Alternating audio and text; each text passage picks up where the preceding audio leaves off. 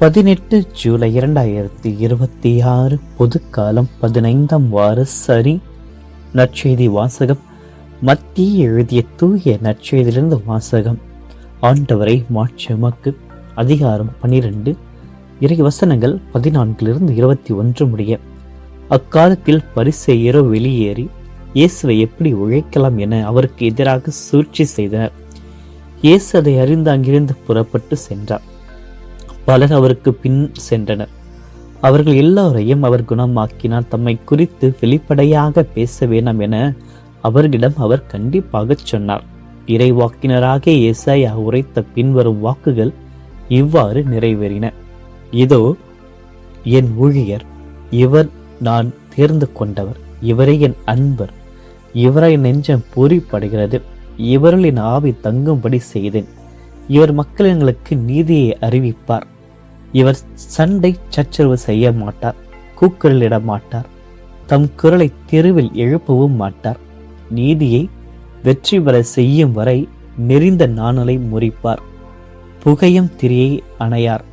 எல்லா மக்களினங்களும் இவர் பெயரில் நம்பிக்கை கொள்வர். ஆண்டவரின் அருள்வாக்கு. கிறிஸ்துவே உமக்கு புகழ். இயேசுவில் பிரியமான அன்பு சகோதர சகோதரிகளை, இன்றைய நாளில் இறைவன் அனைவரையும் நிறைவாக ஆசீர்வதிக்கும்படியாகும்.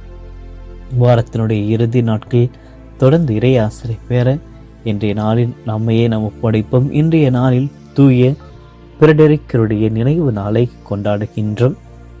இவர் சுமார் 780ஆம் ஆண்டு பிறந்தவர். உட்செட் கல்வி கற்று குருவாக அருட்பொழி பெற்ற இவர் வடக்கு பகுதியில் வாழ்ந்த பாகன் மக்களிடம் கிறிஸ்துவத்தை போதித்தார். மேலும் ஸ்லேட்டின், வால்ஸ்ரன் மற்றும் ஸ்டோவரின் பகுதியிலும் புனிதர் உடல் பரிசுடன் இணைந்து மறைப்பணி செய்தவர். ஆயர் ரிக் ஃப்ரைட்டுடைய மறைவுக்கு பிறகு உட்செட் ஆயராக தேர்ந்தெடுக்கப்பட்ட பிரெடரிக் தனது பக்தி, அறிவு, மறைப்பணிக்காக புகழை பெற்றார். பிரெடரிக் கொலை செய்யப்பட்டு இறந்தார் என்பது உறுதியாக அறியப்படாவிட்டாலும் அதற்கான உண்மையான காரணமும் குற்றவாளிகள் தெளிவாக தெரியவில்லை. பின்னாளின் மரபு குறிப்புகளின்படி பேரரசு ஜூலியத்தின் ஒழுக்கக்கேடான வாழ்க்கையை அவர் விமர்சித்ததால் அவரது உத்தரவின் பேரில் ஜூலை 18ஆம் அன்று திருப்பலிக்கு பின் 2 பேரால் குத்தி கொல்லப்பட்டதாக கூறப்படுகிறது.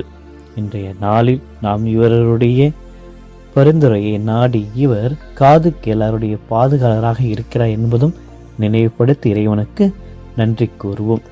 இன்றைய நற்செய்தியின் வழியாக இறைவன் மீண்டுமாக ஒரு அழகிய வாழ்க்கைக்கு நம் அனைவரும் கொண்டு செல்கின்றார். ஓய்வு நாளில் நலம் அளித்ததால் பரிசேயர்கள் அவரை கொலை செய்ய சதித்திட்டம் தீட்டுவதை தான் இன்று நற்செய்தியில் பார்க்கின்றோம். அதையும் இயேசு அறிந்ததையும் இந்த நற்செய்தியில் இறைவன் மத்திய நற்செய்தியாளர் குறிப்பிடுகின்றார்.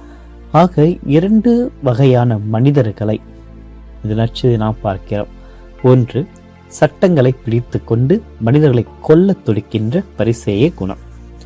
இரண்டாவது, மனிதர்களை குணமாக்கி அவருடைய காயங்களுக்கு மருந்து போடுகின்ற இயேசுனுடைய குணம். நாம் வாழ்ந்த உலகம் பெரும்பாலும் நசுங்கிய நாணல்களை ஒடித்து போடுகிறது. பலவீனமானவர்களை, பாவம் செய்தவர்களை, ஏழைகளை இந்த சமூகம் மிதிக்க பார்க்கிறது. ஆனால் நம் ஆண்டவர் இயேசுவோ நசுங்கிய நாணலை முறிக்காதவர். நம்முடைய வாழ்விலும் நாம் பல முறை சோதனைகளாலும் தோல்விகளாலும் பாவங்களாலும் நசுங்கி போயிருக்கலாம். நம்முடைய விசுவாசம் மங்கி எறியும் திரியை போல அணைய பார்க்கும் நிலையில் இருக்கலாம். மனிதர்கள் நம்மை கைவிடலாம், ஆனால் இயேசு நம்மை அணைப்பதில்லை.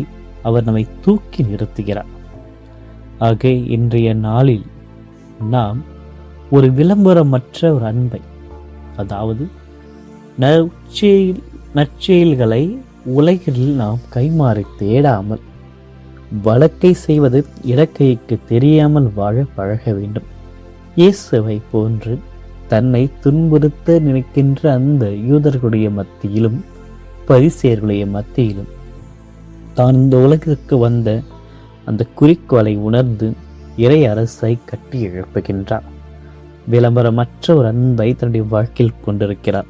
அனைவரையும் குணப்படுத்துகிறார். நல்ல ஒரு குணங்களால் இன்றைய நற்செய்தி வாசகத்தில் சித்தரிக்கப்படுகிறார். பிறருடைய பலவீனங்களை கண்டு அவர்களை காயப்படுத்தாமல் இயேசுவை போல் நாமும் பிறரை தாங்கி பிடிக்கின்ற ஒரு நபர்களாக மாற வேண்டும்.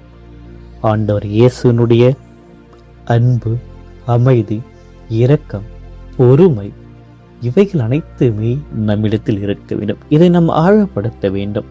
நமக்கு கிடைக்கப் போகின்ற ஒவ்வொரு வாய்ப்புகளிலும் விமர்சனங்களை தாண்டி விவேகத்துடன், விருப்பத்துடன் இறையரசை கட்டி எழுப்ப நாமும் நல்ல ஒரு மனிதர் குணம் கொண்ட பிள்ளைகளாக இருக்க வேண்டும். இயேசுவை போன்று பிறருக்கு உதவியாக இருக்க வேண்டும். உபத்திரமாக இல்லாமல் ஒருவரை ஒருவர் அன்பு செய்கின்ற நபராக, குணப்படுத்துகின்ற நபராக, நம்முடைய நேரங்களை பிறரோடு செலவிடுவதன் மூலமாக, நம்முடைய உடனிருப்பின் வழியாக பிறருக்கு ஆறுதலையும் தேற்றலாக நாம் மாற தொடர்ந்து வாழ வேண்டும். இறைவன் நம் அனைவரையும் இதற்காகத்தான் இன்று மத்திய நற்செய்தியாளர் வழியாக அழைத்திருக்கிறார். அவைகளை நம்முடைய மனதில் கொண்டு ஆண்டவரிடத்தில் நாம் நம்முடைய இந்த நாளையும் நம்மையும் சமர்ப்பித்து ஜெபிப்போம். ஆமென். மன்றாடுவோமாக. இன்றும் வாழும் எல்லாம் அல்ல இறைவா, நசுங்கிய நாணலை முறிக்காதவரும் மங்கியேறும் திரியை அணைக்காதவருமாய் இருக்கின்ற பேரன்பிற்காக மக்கள் நன்றி செலுத்துகிறோம். இந்த உலக மக்கள் எங்களை ஒதுக்குகின்ற பொழுது, எங்களை பலவீனமாக உடைந்து போகாமல் இருக்கும் பொழுது, எங்களை அனைத்து தூக்கி நிறுத்தும் அன்பு தெய்வமே, உம்மை ஆராதிக்கிறோம், உம்மை போற்றுகிறோம். ஆரவாரமும் விளம்பரமும் நிறைந்த இந்த உலகத்தில் நீர் காட்டிய அந்த அமைதியையும் தாழ்மையும் நாங்கள் கற்றுக்கொள்ள எங்களுக்கு உதவியாக வாரும். நீர் எங்களை எதிர்க்கும் பொழுது, எங்களுக்கு தீமை செய்கின்ற பொழுது, பிறர் எங்களை வதைக்கின்ற பொழுது நாங்கள் வாதாமல் அமைதியை காக்கவும், தீமையை பல நன்மைகளால் வெல்லவும் எங்களுக்கு திடத்தை தாரும். எங்களுடைய வழக்கை செய்கின்ற தர்மம் இறக்கைக்கு தெரியாதவாறு பிரதிபலன் பாராமல் பிறருக்கு உதவி செய்கின்ற ஒரு நல் மனதை எங்களுக்கு தந்திரலாம். ஆண்டவரை, பாவத்தினாலும் நோயினாலும் கவலைகளால் நசுங்கி போயிருக்கின்ற எங்கள் அனைவரையும் உம்மிடத்தில் நாங்கள் ஒப்படைக்கிறோம். உமது குணமாக்கும் கரங்களால் எங்களை தொட்டு எங்களுக்கு புது வாழ்வு அளித்தரலாம். எரியும் விளக்காக எங்களை மாற்றி உமது ஒளியை உலகிற்கு பிரதிபலிக்கின்ற ஒரு கருவிகளாக எங்களை வழி நடத்தும். ஆண்டவரே, இந்த அழகிய சனிக்கிழமை காலை பொழுதற்காக உமக்கு நன்றி கோரி இந்த புதிய நாளில் உமக்கு நன்றி செலுத்துகிறோம். வாரத்தின் இறுதி நாளாகி என்று உம்முடைய புதிய ஆசீர்வாதங்களாலும் உமது பிரசன்னத்தாலும் எங்களை நிரப்புவீராக. ஆண்டவரே, இன்றைய நாள் நாங்கள் செய்கின்ற ஒவ்வொரு வேலையையும், சந்திக்கின்ற ஒவ்வொரு மனிதர்களையும் உமது கரத்தில் ஒப்படைக்கிறோம். மத்திய நற்செய்தி காட்டிய அமைதியும் இரக்கத்தையும் இன்று நாங்கள் பிறரிடம் காட்ட எங்களுக்கு அருள் தாரும். எங்களின் பலவீனங்களால் நாங்கள் சோர்வடைகின்ற பொழுது நசுங்கிய நாணலை முறிக்காத உமது கரம் எங்களை தாங்கி நடத்தட்டும். என்று எங்களுடைய எண்ணங்கள், வார்த்தைகள், செயல்கள் அனைத்தும் உமக்கு உரியதானதாகவே இருக்கட்டும். ஆண்டவரே, இன்றைய நாளில் அன்னை மரியாளுடைய பரிந்துரையோடு செபிக்கின்ற எங்கள் அனைவருக்கும் உமது பாதத்தில் எங்களையே நாங்கள் அவள் வழியாக சமர்ப்பிக்கின்றோம். இறைவனுடைய திருவுளத்திற்கு முற்றிலும் கீழ்ப்படிந்த வாழ்ந்த உமது அன்னையோடு அவளுடைய சார்பாக எங்களுடைய ஒவ்வொரு மன்றாட்டுகளையும் நாங்கள் சமர்ப்பிக்கின்றோம்.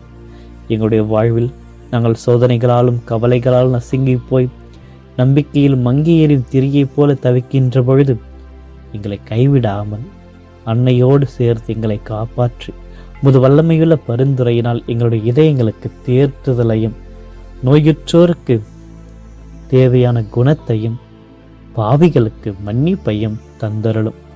நாங்கள் எப்பொழுதுமே வெளிவேடத்தை விரும்பாமல் உம்மை போல், அன்னை மரியாளை போல் தாழ்மையுடன் அமைதியுடன் வாழ்ந்திட எங்களுக்கு கற்றுத்தாரும். உமது மாசற்ற இதயத்தின் அரவணைப்பில் எங்கள் அனைவரையும் பாதுகாத்தருளும். நாள் முழுவதும் எங்களுடைய ஒவ்வொரு பணிகள், பயணங்கள், செயல்கள், காரியங்கள் ஒவ்வொன்றத்தையும் உடைய பாதத்தில் வைத்து செபிக்கின்றோம். எங்கள் நிறைவாக ஆசீர்வதியும். இன்றைய நாளில் தங்களுடைய பிறந்த நாட்கள், திருமண நாட்கள், பல நினைவு நாட்களை கொண்டாடுகின்ற அனைத்து பிள்ளைகளையும் நிறைவாக ஆசீர்வதித்து வரங்களினால் நிரப்பியறலும். இந்த மன்றாட்டுக்களை எல்லாம் எங்கள் ஆண்டவராகிய கிறிஸ்து வழியாக மன்றாடுகின்றோம். ஆமென். எல்லாம் வல்ல இறைவன் தந்தை, மகன், தூயவின் அனைவரையும் நிறைவாக ஆசீர்வதித்து வழிநடத்துவாராக. ஆமென்.